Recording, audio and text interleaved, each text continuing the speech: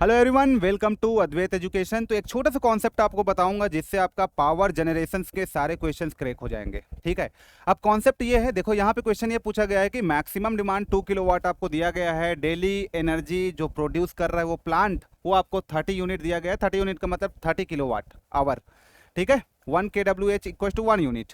तो इसमें load factor की वैल्यू को कैलकुलेट करना है। क्वेश्चन बड़ा छोटा है क्योंकि मैंने क्वेश्चन छोटा ही लिया हुआ है एक्चुअली। ठीक है। इसके पीछे जो कॉन्सेप्ट्स है वो आप यहाँ से 3-4 फॉर्मूला मैं बताऊंगा, उन सारे फॉर्मूला को यूज करके आप सारे टाइप के न्यूमेरिकल को जनरेटिंग स्टेशन का क्रैक कर सकते हो, सॉल्व कर सकते हो। ठीक है। फॉर्मूला नंबर 1 देखिए। सबसे पहले आपको यहाँ पे डिमांड फैक्टर का फॉर्मूला पता होना चाहिए। देखो डिमांड फैक्टर क्या होता है किसी भी प्लांट का।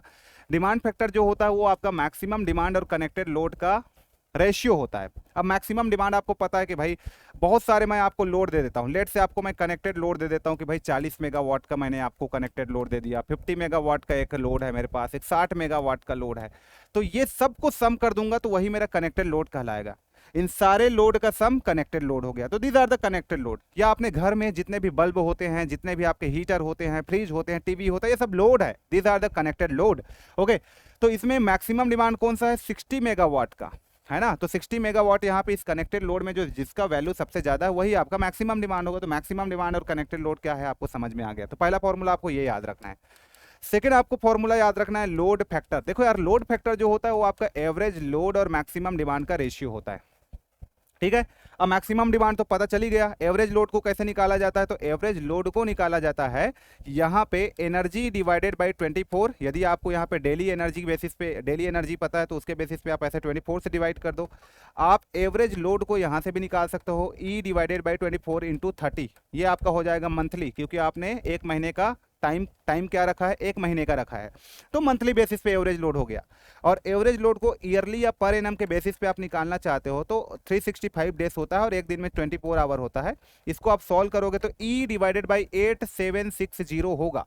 ठीक है। तो ये आपका ईयरली या पर एनम के बेसिस पे हो जाएगा। ठीक है, ईयरली बेसिस पे। तो इस तरीके से एवरेज लोड को आप कैलकुलेट कर सकते हो यार। तो ये फॉर्मूला नंबर मेरा 3 हो गया।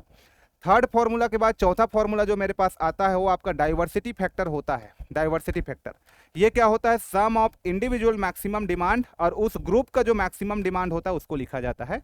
तो यहां से डाइवर्सिटी फैक्टर निकल जाता है। ठीक है। यहां पे आप देखोगे तो डिमांड फैक्टर ऑलवेज भी less than 1 but diversity factor is always भी ग्रेटर देन 1 होता है। इन सब का फिजिकल मीनिंग क्या है, इन सब का प्रैक्टिकल मीनिंग क्या है, वो सब जब हम लोग फुल क्लास की बात करते हैं तो वहां पे बताते हैं आपको कि क्यों लेस देन 1 होना चाहिए, क्यों ग्रेटर देन 1 होता है, सबके बारे में बात करते हैं। इकोनॉमिक पॉइंट ऑफ व्यू से कौन सा क्या होना चाहिए। अब डाइवर्सिटी फैक्टर के बाद एक चीज बताता हूं जो आपको मजेदार तरीके से चीजें याद कराएगी। देखो रेटेड प्लांट कैपेसिटी यहाँ पे लिखिए, यहाँ पे प्लांट कैपेसिटी फैक्टर को मल्टीप्लाई करो और ये तुम्हारे पास एवरेज लोड। अब यहां से रेटेड प्लांट कैपेसिटी और प्लांट कैपेसिटी फैक्टर का जो एवरेज लोड है, एवरेज लोड को वहां से आप क्या लिख सकते हो? Load factor into maximum demand आप लिख सकते हो। अब यहां से देखो मजेदार चीज ये है कि प्लांट कैपेसिटी फैक्टर में इस लोड फैक्टर को नीचे ले आओ, यहां पे ले आए और ये मेरे पास क्या हो गया? मैक्सिमम डिमांड और ये मेरे पास रेटेड प्लांट कैपेसिटी। अब प्लांट कैपेसिटी फैक्टर और लोड फैक्टर का रेशियो क्या कहलाएगा? देखिए मैक्सिमम डिमांड और रेटेड प्लांट कैपेसिटी का रेशियो क्या कहलाएगा वो भी देखिए। तो इन दोनों का जो रेशियो है यूटिलाइजेशन फैक्टर होता है। देखो वो भी याद हो गया। तो यूटिलाइजेशन फैक्टर के दो फॉर्मूला बना, एक maximum demand by rated plant capacity, एक plant capacity factor by load factor. ये दो फॉर्मूला आपका बना। तो यहाँ पे यूटिलाइजेशन फैक्टर का भी आपको फॉर्मूला मिल गया, ये छठवां हो गया। ठीक। और सातवां जो फॉर्मूला होता है वो आपका रिजर्व कैपेसिटी होता है, जो कि rated plant capacity minus maximum demand. अब इतना कॉन्सेप्ट पता है तो जनरेटिंग स्टेशन का जो आपका होता है कैलकुलेशन, वो सारा कैलकुलेशन आप एक बार में कर सकते हो। इतने फॉर्मूला के बेसिस पे सारा कैलकुलेशन हो जाएगा। कोई आपको 2 घंटे 4 घंटे 6 घंटे का लेक्चर देखने की नीड नहीं है। बड़ा सिंपल तरीके से चीजों को आप कैलकुलेट कर सकते हो। ठीक है।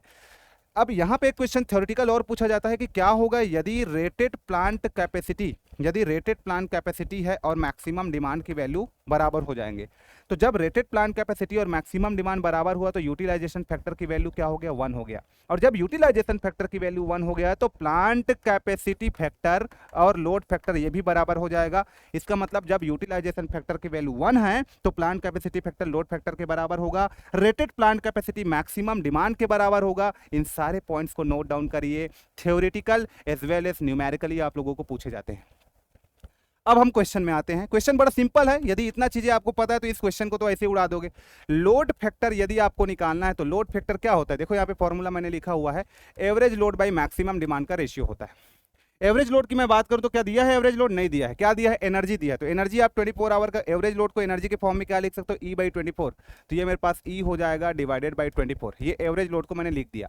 और ये मेरे पास हो जाएगा मैक्सिमम डिमांड। तो यहाँ से मेरे पास जो फाइनल आंसर है, एनर्जी कितना दे दिया है, 30 kWh। तो यहाँ पे मैंने लिख दिया 30 kWh डिवाइडेड बाई ये 24 आवर, तो 24 आवर ये हो गया। और मैक्सिमम डिमांड 2 किलोवाट है, तो ये 2 किलोवाट। kWh कैंसिल, मेरे पास हो जाएगा 30 divided by 24 into 2 that is 48। मतलब मेरे पास जो आंसर आ रहा है वो 15/24 आ रहा है। अब इसको परसेंटेज में भी बता सकते हो। तो ये सिंपल कॉन्सेप्ट है। मुझे लगता है कि यहाँ पे 5 मिनट में मैंने पूरा सब चीज़ पढ़ा दिया जो आप लोगों को जानना चाहिए इस वाले चैप्टर में, वो पूरा दे दिया कंक्लूजन के फॉर्म में। ठीक है, तो इस तरीके से सारे क्वेश्चंस को आप सॉल्व कर सकते हो।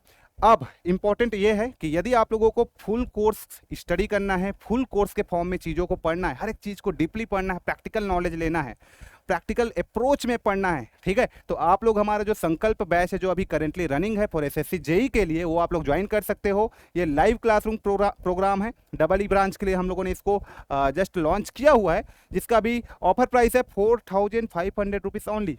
इस कोर्स का जो प्राइस होता है 14,000 आपके पास होता है, लेकिन अभी ऑफर में आपको प्रोवाइड कर रहे हैं हम लोग 4500 रुपीज़ में, मतलब बहुत ही कम है। 1 साल की हम इसमें आपको वैलिडिटी दे रहे हैं। यदि आप इस कोर्स को परचेस करना चाहते हो और यदि आपको डाउट हो रहा है कि सर इस कोर्स को हम परचेस कहाँ से करें, तो आप जल्दी से यहाँ पे डाउनलोड कर लो गेट एकेडमी लाइव क्लासेस। अब एप्लीकेशन को कहाँ से डाउनलोड करना है आपको पता ही है, वो सारा बताने की नीड नहीं है। या फिर कोई भी आपको डाउट होता है तो हम यहाँ पे आपको नंबर दे देते हैं। ये हमारे पास नंबर है 97 कितना है 5566 दिख नहीं रहा होगा इसलिए लिख रहा हूँ 5566 पे आप कांटेक्ट कर सकते हो, 2248 पे आप कांटेक्ट कर सकते हो कोई भी डाउट होगा तो जल्दी से जल्दी जो ऑफर है उसका लाभ उठाओ यार, ग्रैब करो यार अपॉर्चुनिटी को और जल्दी से प्रिपरेशन में लग जाओ, क्योंकि इस बार एसएससी जेई का बहुत ज़्यादा वैकेंसी आने वाला है। तो जो पहले तैयारी करेगा सीट उसी का होगा, तो आप लोग तैयारी में लग जाइए। तो चलिए मिलते हैं नेक्स्ट क्लास में। इस क्लास में इतना ही बात करते हैं। Till then take care, thank you so much.